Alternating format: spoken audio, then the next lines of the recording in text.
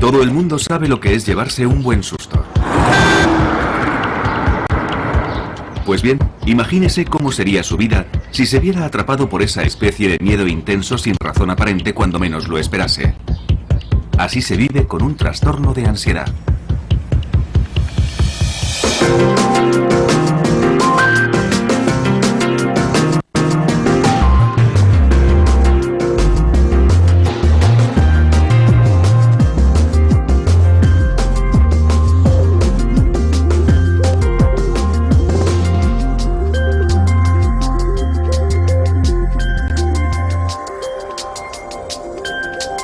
Es normal sentir desasosiego en situaciones angustiosas o peligrosas, pero normalmente pasa rápido y la vida continúa. Sin embargo, la ansiedad es continua y para algunas personas no pasa. Se convierte en un problema que termina controlando sus vidas. Me di cuenta de que me dejaba llevar por el pánico cada vez que salía de casa. Mi casa era el único lugar seguro, así que si estaba dentro de estas paredes me sentía segura. Incluso tener que ir al buzón era algo tremendo. Sandra Snow tenía 30 y pocos años, estaba felizmente casada y tenía 2 hijos de menos de 5 años cuando la ansiedad empezó a apoderarse de ella. Cada vez que salía y cogía el coche, estaba deseando volver a casa. Y nada más llegar me empezaba a sentir bien. Descansaba un rato y me ponía bien. Después empecé a pensar, no son simples mareos, tiene que ser algo más. Tenía palpitaciones en el coche, me sentía mareada, con náuseas e incómoda. Y llegó un momento en que dejé de salir, siempre estaba en casa, ponía excusas, decía que no me encontraba bien, que tenía dolor de cabeza, que tenía algún virus estomacal, que estaba enferma, que los niños no estaban bien. Me inventaba cualquier excusa.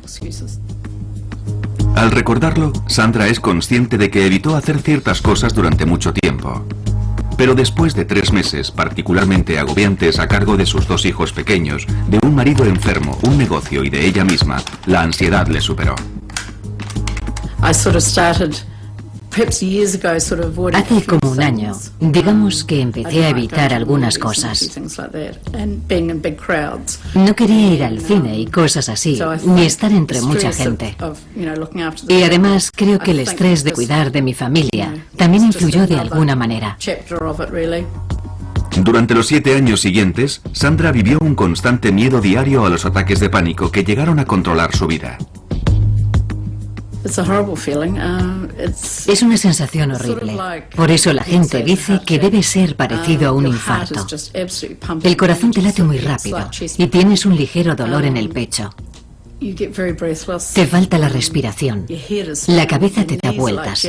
Te tiemblan las rodillas y no sabes si vas a vomitar porque todo es muy confuso.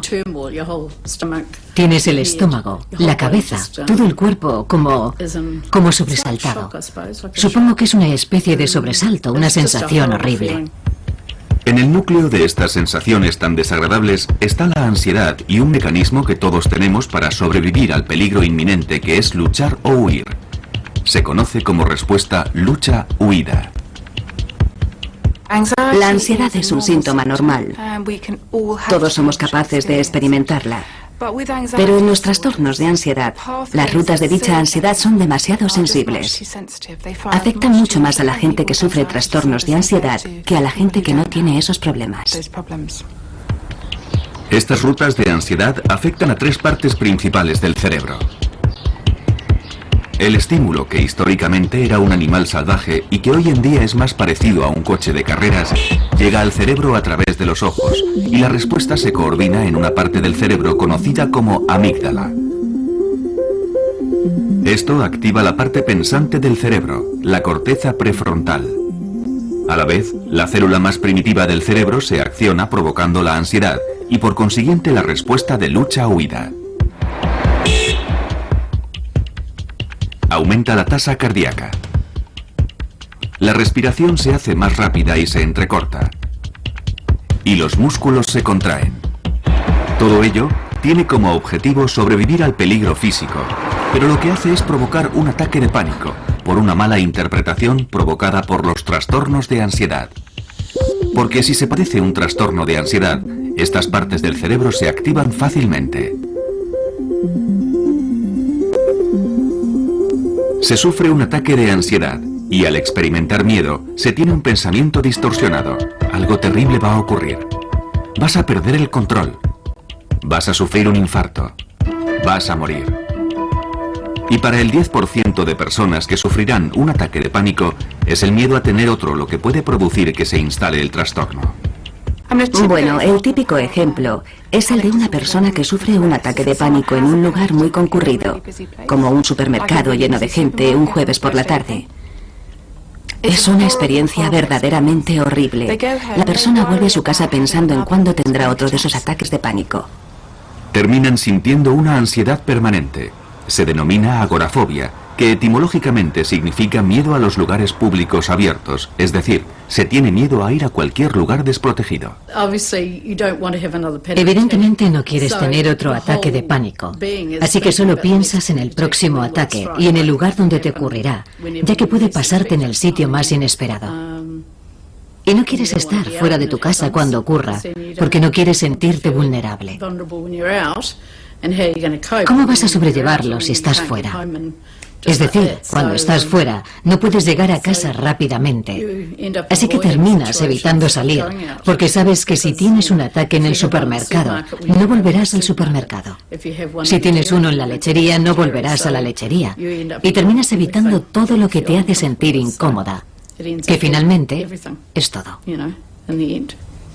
Durante 7 años, Sandra apenas salió de su casa, y mientras algunas personas que sufren ataques de ansiedad o agorafobia tienen muy pocos ataques de pánico, para Sandra formaban parte de su vida, y cualquier cosa podía desencadenarlos en cualquier momento, como por ejemplo, salir por la puerta de su casa. Digamos que mi desafío cada mañana era salir a recoger el correo. Me obligaba a hacer ese tipo de cosas insignificantes. Pensaba que ir al buzón era mi forma de hacer algo. Me hacía sentir un poco útil, así que ir a recoger el correo era una especie de objetivo diario. Incluso haciendo eso, el riesgo de sufrir un ataque de pánico siempre estaba ahí y siempre era muy desagradable. Te tiemblan las piernas.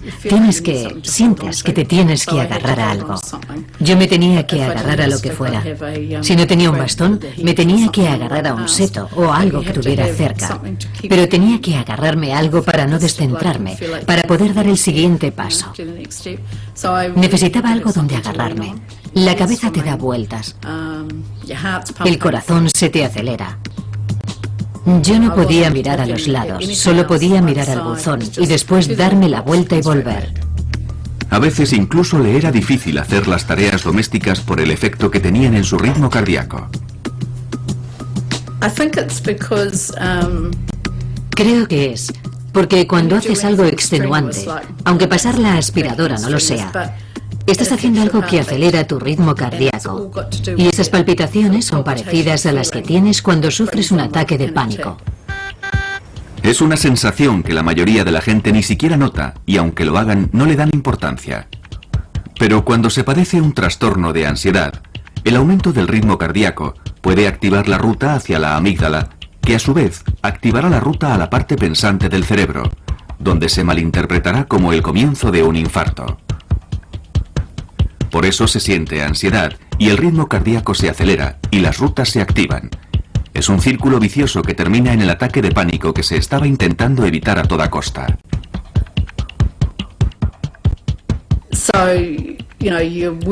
Así que cuando estás activa, sientes que tu corazón va a un ritmo diferente al normal.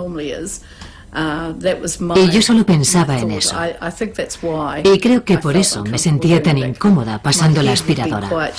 La cabeza me daba vueltas y no me gustaba esa sensación porque era muy frecuente. Me hacía sentir muy mal, así que la mayoría de las veces barría. Barrer era lo mío. Dependiendo de la naturaleza del trastorno de ansiedad, se dejan de hacer ciertas cosas para evitar lo que se cree que provocará el siguiente ataque de pánico. La palabra ratones no se podía decir en casa. Ni ratón. Tampoco podía ver fotografías de esas cosas